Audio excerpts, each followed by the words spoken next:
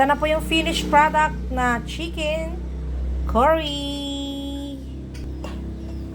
Ayan po. Let's eat! Yummy, yummy!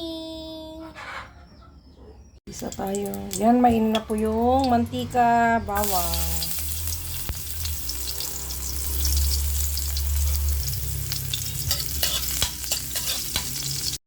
Sibuyas, ginger. Gisa-gisa lang po. Then, lagay na natin yung ating chicken.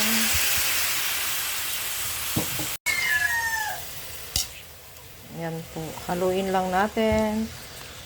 And then, hintayin natin lumambot. Lagyan na natin yung carrots. Pwede itong lagyan ng patatas. Wala lang kaming patatas. Water.